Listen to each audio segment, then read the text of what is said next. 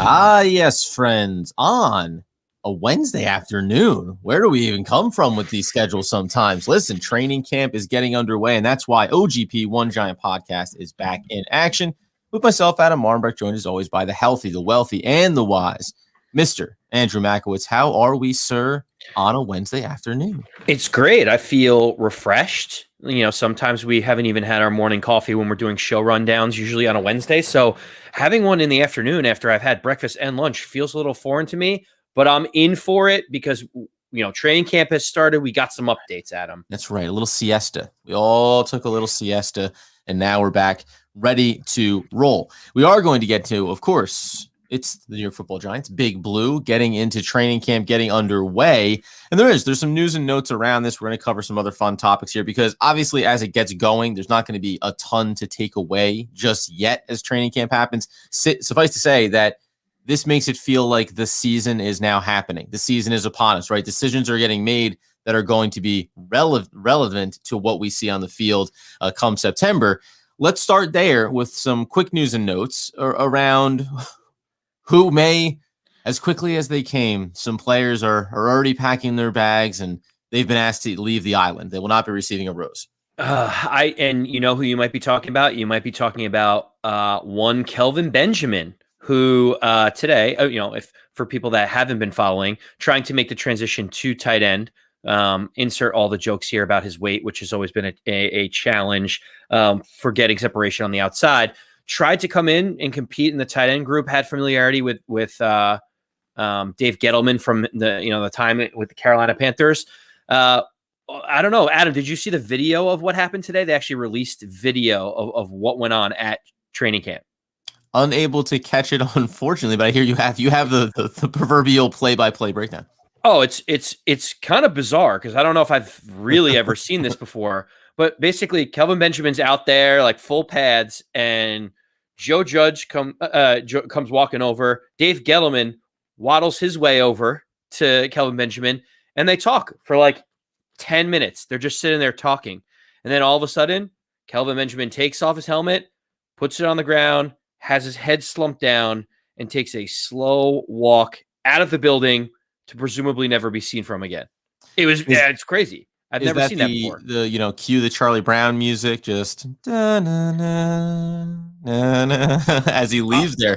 100%. Have you ever seen that happen? I've never seen. Usually, like they wait till the end of the practice, or it's like before the guy even gets his pads on. It's like, hey, listen, here's the situation. He's like out there in pads, stretching and warming up, and they're like, "Ooh, not today, buddy."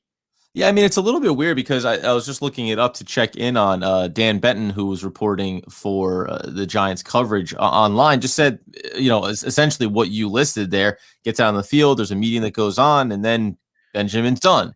I don't know if it's you signed a player that you knew, listen, you're taking a flyer on someone changing positions, maybe it's a favor, whatever the case may be.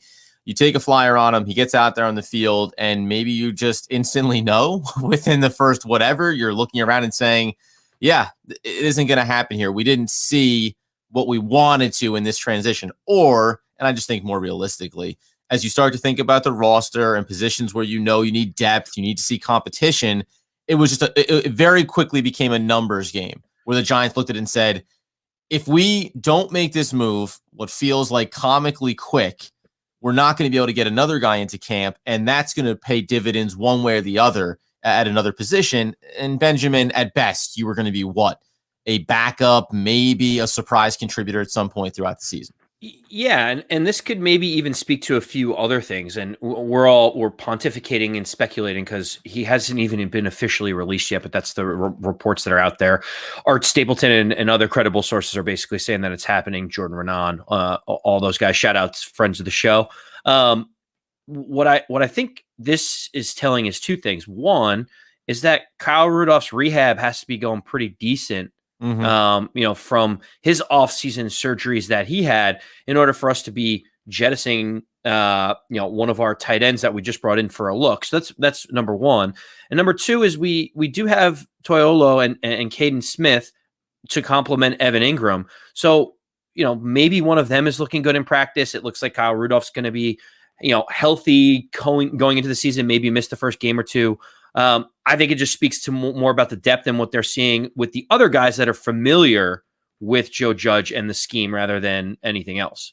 And probably worth noting when you have the multiple running backs, you have now multiple fullbacks on the field as well too, right? Like it doesn't have to be the one-to-one at the position, even the wide receiving group, right? It was just saying if we want to see player X, player Y in different situations, we just need the reps out there on the field. So right. Benjamin, we hardly knew ye. And unfortunately, I will say, not to be glib about it, but that's probably not a great sign for his return to the NFL at a new position, because you have to at least be able to showcase something. Maybe he grabs on somewhere else and gets an opportunity. We'll see if the Giants say anything additionally about his attitude, his approach, being physically ready to play, etc. The other piece I think that leading into this, well, actually, I just got to get to this real quick here. There is a running back on the field for the New York Football Giants, clear to play, healthy as can be. Are you excited to see this young stud back in uniform for the New York Football Giants?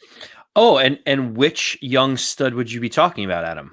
Platzgummer, baby. It's our international superstar. Listen, you go over on Twitter, you'll see a lot of people reacting to this. Obviously, it's a tongue-in-cheek about him getting on the field. You've got fans saying, who is this? Fans saying, what are we talking about? Like, where's Saquon Barkley? That's the news we want to hear. Listen, if you follow the podcast, you know that I am a fan of young players, of guys getting opportunities. And in the vein of Saquon Barkley still, you're going to get to a little bit deeper here in a little bit, but not being out on the field just yet. We've heard the Giants aren't going to push him.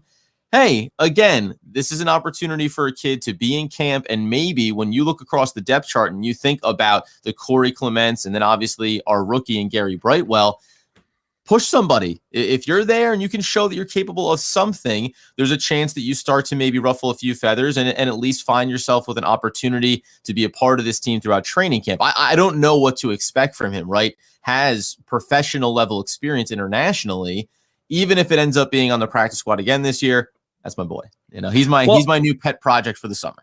Well, what's interesting and why he's also stuck around for a bit with the Giants is because he followed the international player pathway, Adam, where we're trying to find more talent abroad. You can see the progression of the NBA with all the talent that they have across the globe, not just in the United States. And that's also how you make the game a global game, right? Like the NFL is so U.S. centric and raising the flag and really patriotism at its best, where it's like, we don't really have that many people from other countries to be able to grow the game internationally in somewhere like Germany or Australia or, London, England. So that's why you'll see a lot of these rugby players and other ones, from other countries try to latch on, because it also is a little bit of a marketing situation there. The one thing I will say is these international players don't take up an official roster spot too. So they kind of have their own little niche. So that's kind of why they want to grow the game, and they don't want them to be a casualty of the roster being so thin. Yeah, exactly. Listen, man, this is a guy that gave you 1,000 yards and 15 touchdowns internationally in his last season. So, to what degree does that rank among playing NFL level football? I don't know, but he's worth a flyer, and it's nice that the NFL does it in a way that allows teams to carry these players without punishing them, so to speak, taking a chance on someone it's hard to get a sense of from afar. That being the case, the other big one I think that I wanted to get to here before we have another, it's going to be a little, this is a seesaw of serious and light, of fun and the real deal. Joe Judge spoke about vaccinations overall coming into camp. And on the one hand, I think you can read between the lines and get a sense of what he would prefer his players to be doing. It's been said now that the Giants coaching staff is 100% vaccinated. So without being able to track down the details of it, that means that Jason Garrett speculated that he wasn't. Sounds like he now is. So they've checked that box if it hadn't been checked already. But from a vaccination standpoint, go between the lines, I think that it's easier for teams around the NFL, and the NFL has kind of made it that way, that it's easier for you to not have issues going forward if you're vaccinated. But Joe Judge essentially left it at, these are personal decisions. I'm not here to make them for you. I'm just here to give you what the facts are and what the realities can be going forward if you are or are not vaccinated. If you are, it means X, Y, Z. Obviously, things are a little bit easier to work through. And if not, it means you're going to have to follow certain protocols. It's going to bring up certain restrictions around practice and around preparation for games. And that is what it is. Do you get the sense that this is Judge avoiding the direct confrontation of this topic while also sending a fairly clear message? If we if we think back to how he approached his year one as a head coach, there's a bit of we're going to have some fun along the way, friends, but this is serious. This is no nonsense. And I don't know if I want to have to worry about what you are or are not doing. Adam, the first thing that I actually thought about was, oh man, this guy totally is from the Bill Belichick tree, right? Like he totally is. There's no way around it, because the way that his thought process was, like, I'm sure he has an opinion one way or another. But when they asked him the question, he's like, I don't have an opinion one way or another, because he's like, me sharing my opinion does nothing but alienate people. If I just say I don't have an opinion, the Players Association and the NFL agreed to these terms, I'm just here to educate people on the terms. He just like removes all emotion and feeling and like challenges from this whole thing, because he's like, it's a zero like benefit to me sharing this, because I'll alienate, even if it's a small percentage, one way or the other. So for me, it was pretty simple. He's like, I just tell everybody to follow the rules. Here are the rules, and just educate you. Like, if you don't get the vaccination, you're not allowed to go to bars and restaurants in your off days at home. If you're not vaccinated, when you're on the road, you're not allowed to leave the hotel. Like you're stuck there. He's like, this is just the reality of what it is. So as long as you understand these things and agree to them, I don't care either way. But like, this is the rules that are in front of us. Yeah, exactly. And listen, there's even a little footnote of it that he said some players have come up and asked private conversations, what do you think I should do? Right. And again, he sidestepped it by just saying, I'm just here to give you the factual information. But if we connect the dots of what Joe Judge has chosen to do, my recommendation, if you're asking me as a confidant, as your head coach, and maybe as someone that you've grown to trust, I might tell you it's going to be a lot easier to get through this season, even just to what you just said, being able to go around, being able to be out on your off days, etc. It's going to be a lot less stressful if you went one way as opposed to the other. Not that I'm saying if you dare to. Did you get the Belichick feeling from his answer, or no? Oh, of course. Yeah, of course. It's very much listen. And there's an element to it of it that it's also like, listen, maybe I'm having very in-depth conversations with everybody about this, but you're not going to know about that. But what you're going to hear when you ask me the question on a press day, it's going to be, yeah, listen, I'm providing the guidelines, et cetera. Like, I may be having those detailed conversations. And I think that because you have a lot of guys that are coming back from last year's roster as well, by and large, folding in a handful of free agents, but these are all guys that got to know Joe Judge last year. You would like to think that there's a level of trust within the building, within the Giants organization, of saying, if you want to have an honest conversation, I'm happy to do it. Let's go ahead and we'll have that one in my office. We don't need to worry about it. And guess what? Player X, you don't need to worry about me saying anything to the press about who you are and what you had to say in our conversations. That's between us. I have no problem. Matter of fact, I might even enjoy having some fun with the press when it comes to covering these type of topics. So yeah, I think he gives great coverage to his team and the players, and it does give me a sense of confidence around how the Giants are going to be able to handle this throughout the season, because in the division, there's already the speculation around what's going to happen with a team like the Washington football team, where Ron Rivera is trying to convince his players what the best ideas may be. They're hovering around 50% apparently in terms of vaccinations. And just objectively, that puts you in a position to potentially have a lot of difficulties throughout the year. Yeah, well, you're 100% right. We won't labor the point on the whole vaccination thing one way or another. Is noteworthy that Joe Judge just came out and ran it right down the middle. But Adam, talking about things that don't matter on the football field, can we talk a little bit about that fun video game that everyone likes? What's it called again? We certainly can. I believe it's called Pat Summerall, right? It's called Summerall 2022. Chris Berman, is that what it's called? No. Oh, no, it's Madden. It's Madden. That's what it is. Michaels 22. Is that one of the options there? The Madden ratings, as we know, are out and about, covering all the players. We're going to get to touch in here in a few minutes to close out some of the pup stuff around the team and what's happening on the field. But the weird thing about the Madden rankings, I personally, as I've gotten older, don't necessarily follow it as closely as I once did. And yet NFL players do. Like these things matter to players. What are some of the noteworthy player ratings that have come out across this and player reactions to it? Okay, so I'm going to hit you with some. Pre-show, we didn't talk about the exact ratings. So I'm curious to know if you have some guesses on some things. So I don't know if you saw they released the top 10 running backs. To no surprise, Saquon Barkley was one of those top 10 running backs in the league. As well. Where do you think they have Saquon ranked? 6. So they have Saquon ranked 7th. I was going to say 7. I was trying to do the quick math in my brain about who's there ahead of him. Right. And to be honest with you, there's a handful of guys that you're like, okay, obviously with Saquon hurt, guys like Christian McCaffrey, Derrick Henry, Nick Chubb, all kind of make sense. Then you kind of fall into the Dalvin Cook and Alvin Kamara group. Great. The one surprise, I think, is the one guy that's in front of him, which is Aaron Jones. Right? But to me, when healthy, isn't Saquon have top 3 talent in that group? Like, if the only thing that slowed him down was the injury. So to me, it's just surprising that they have him ranked so far down. They have Saquon Barkley ranked as a 90 in his overall rating, and they have Christian McCaffrey as a 97. Like, when healthy, Saquon is not 7 points away from Christian McCaffrey. He's just not. No, I wouldn't tend to think so. I guess I would put in 2 factors. Like you say, there's the injury approach to it, certainly. And then the 1-to-1 with McCaffrey would probably be the ability to be a pass catcher out of the backfield. Now, Saquon Barkley has showcased that skill set. So that, we're not saying I wish that he could, but McCaffrey has kind of introduced that element of his game, right? He's become very much the joystick kind of player. I think perceptually, the idea is that Saquon Barkley is not going to be the same player that he once was. Even McCaffrey, who dealt with his own injuries, I think it was just a matter of when he gets back on the field healthy, he's going to get right back to where he was, not if.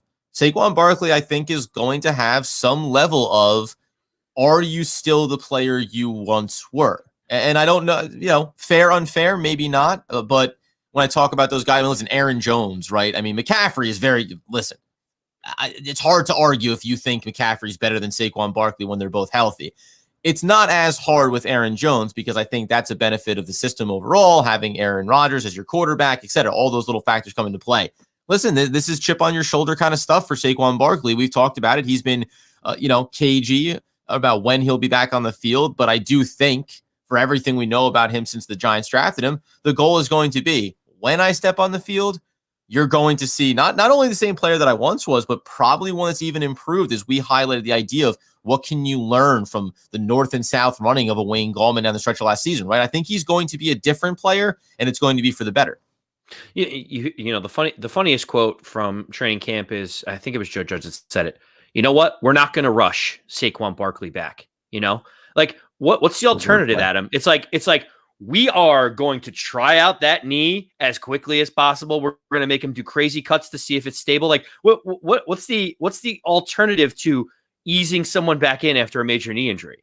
I saw Saquon. I said to him, listen, quads. When we hit it, I want to see. Give me a wind sprint, full gait. I want to see it. Really stretch those legs. I want to test oh my God.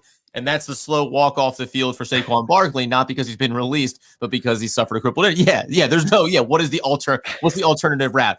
We're going to rush him back at first day of training camp. Yeah, like what are we going to do? But I think that's a small footnote. I thought that was noteworthy that Saquon is 7th. I expect him to move higher up the list as the season goes on if he can show that he's healthy. Switching gears to the other side of the ball, they released the top 10 defensive linemen in Madden. And they, just to put it in perspective, they have a completely separate group for edge rushers. Okay. So all the edge rushers have their own rankings. This is defensive linemen down on the line. So our boy Leonard Williams, where does he fall in the top 10? 6. Trick question. He is outside the top 10 defensive linemen in the league, which I found high. Yeah. My is 8, but yes. But they have guys like Kenny Clark, a handful of guys that you've never even heard of, like Michael Pierce. You obviously have guys like Aaron Donald, Chris Jones, Fletcher Cox, all the way up at the top. But this is just another slight of Leonard Williams. Like, the guy was an absolute monster. Pro Football Focus isn't the be all end all, but the guy had double-digit sacks, and he's averaging a 90 in Pro Football Focus. Like, what else do you want this guy to do? And he ranks top 5 to 7 in pressures for quarterback getting into the backfield, all hurries, all that different stuff. It doesn't this frustrate you at all?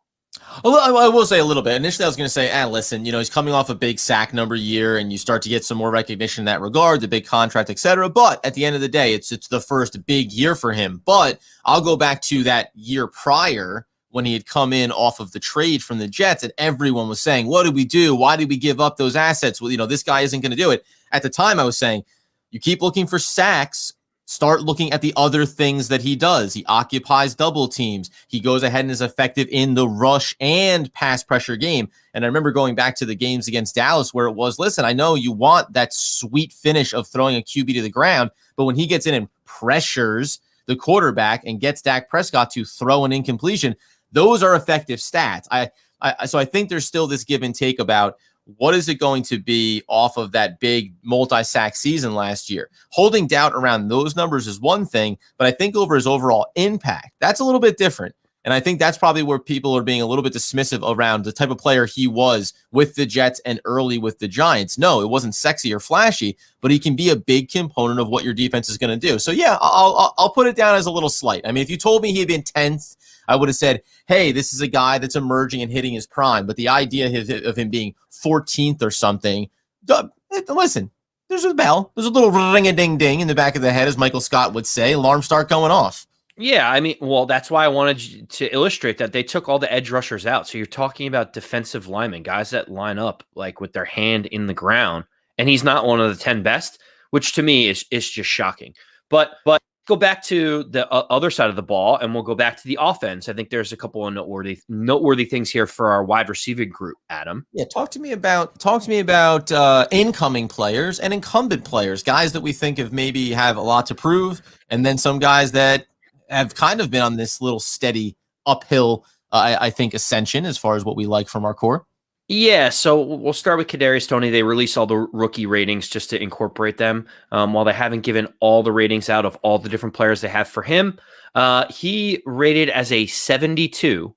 And you may say, okay, what does that mean? Right? Yeah, you're like, okay, fine. Right. Until you learn that of all the wide receivers in the first round, Kadarius Toney got the lowest Madden rating of all of them. Is that noteworthy to you at all? Is that just kind of like, I don't know, they got to put a number there to start? Like, what's your take? Well, I mean, I think if you go back and when the Giants were there selecting, obviously it was a little surprising that they chose to take him there, at least by NFL standards. Then you go ahead and you want to throw in who else was going to take him, right? We know his college coach was out there sniffing around it. I'm not entirely surprised because I think that Kadarius Toney is the kind of player coming out of college that felt like skill set is there, right? The ability is there, but maybe he's one of those guys. Remember, we talked about the upper echelon of wide receivers, and if the Giants should move up for a guy like Devontae Smith, to avoid having someone overtake them, and we know they ultimately traded back. But that there was a clear delineation between the upper echelon of wide receivers and then guys that were going to need to prove it. So I don't know if I'm blown away by that. I'm trying to pull up real quick here just who else was around when we talk about the back end of the draft. First round. So what did we have? The only other guy would be Rashad Bateman. Now, he went late at 27 to the Baltimore Ravens, but the reality is, he's a guy that had number one capabilities coming out of college. We covered him a lot, thinking he'd be a nice fit maybe for the Giants, depending on the way that they wanted to go. And then Kadarius Toney's the guy above him. So that's the only other first-round wide receiver. I can't be blown away that he's the lowest in this list. Yeah, I mean, it tends to make sense given there was only one other wide receiver drafted behind him. So, like, okay, you're saying that it was a coin flip. This guy's 1 point better for whatever reason. Sure, fine. He fills a unique spot for the Giants. So if we like his speed or his agility or whatever it is, that maybe Rashad Bateman has a bigger catch radius, and that's what the Baltimore Ravens need, then so be it. Fine. Not going to be more of a pure number one, as they say. Yeah, sure. That's fine. When we talk about one of our guys who could be a 1 or a 1A that we've talked about before, that's Darius Slayton. And Darius Slayton is a little bit upset about his Madden rating, not necessarily for what he is overall, but for his speed. So he's found himself on the top 10 fastest wide receivers list. Previously, He is no longer on that list, and he's out there tweeting at Madden and EA Sports like, who do I got to talk to right this wrong at the moment? And, Twitter's having a blast with it. Well, now that ties into it, though, right? Because I don't have that list in front of me for Madden. Did any of the rookies overtake him in that list? They did. So, funnily enough, one of the Giants is actually above him on the list of speedsters, and that would be one John Ross, who actually made it as the 6th fastest wide receiver in the NFL. So he's on there, but Jalen Waddle and Anthony Schwartz are 2 guys that just came up that are now top 10 in speed, which essentially bumped Darius Slayton out of that spot. Yeah, that's it, man. I mean, listen, well, the funny thing is when you say Ross is on the list, well, that's how you end up getting bumped too. It's because pure speed.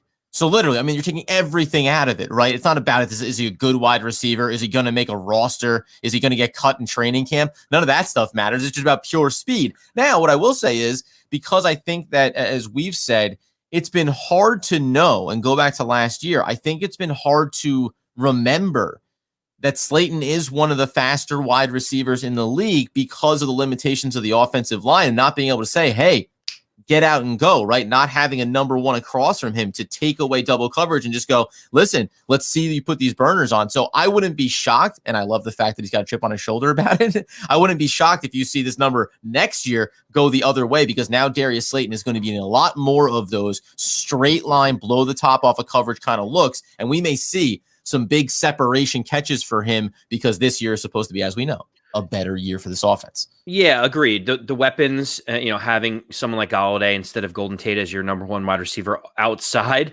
certainly will help draw coverage away from guys like Darius Slayton, who we expect to see a little bit more single coverage. Adam, I have one more Madden rating that I saved for the end because I know it's the one that will make you the most angry and the one that'll make you write a nice, strongly worded letter to the people at EA Sports. And that is the disrespect on your favorite Giant, Pro Bowler Evan Ingram. He does not make the top 10 in terms of tight ends in the league this season. And even more so, I think it's pretty jarring that Evan Ingram was an 88 last year. And this year, the top 10, the guy in 10th is Dallas Goedert. He is an 84. So that means that they've dropped, at minimum, Evan Ingram down 5, 6, 7 points in Madden to not even be a top 10 tight end. I mean, how upset are you at this? And do we need to go to EA Sports headquarters and pick it? Like, do you have your sign and your spray paint ready? Like, what are we doing here? As I've clearly said, like, he's on our team, so I am full Evan Ingram, right? Everyone knows. Pro Bowler Evan Ingram. You forgot Pro Bowler. Full laundry list of my feelings on Pro Bowler Evan Ingram from last year and from years prior, and what I think the Giants should have done. But he's on the squad, so I want him to do well. But guess what? This is exactly what you would expect in whatever the Madden rankings are. This is what happens when you drop a bunch of passes and you don't look like a Pro Bowler in spite of getting that accolade last season. The irony dripping all over that accomplishment from last year for Evan Ingram is borderline criminal, and this is the exact reason why. Because there's other tight ends throughout this league that performed consistently in multiple phases of the game, by the way, not just catching the ball, which Evan Ingram struggled to do, right? This is what it is. Like, I hope you turn it on. I hope you find your rhythm. I'm going to be rooting for him all year long. I don't think that he would have been X if you had put him over on the Kansas City Chiefs, as some fans tried to suggest in this offseason. I think he can drop passes wherever you put him. The best quarterbacks in the world, he can drop those balls. But I hope that he improves. I hope it gets better. The pickets stay firmly underneath the bed, rolled up and wrapped in rubber bands. Fair enough. I just find it noteworthy that guys like Mike Gesicki and Dallas Goedert are ranked higher than Evan Ingram, because we always talk. They should be. Go back to last year. They're better. Well, I mean, they're better. They both made the Pro Bowl. Did they make the Pro Bowl? Because we're talking about Pro Bowler Evan Ingram. Only thing I'm going to picket is I'm going to One Giant Podcast headquarters, and I'm picketing Andy Makowitz's coverage of this particular topic. We move on from it and close out. Trust me, there'll be plenty of time for this conversation as training camp unfolds.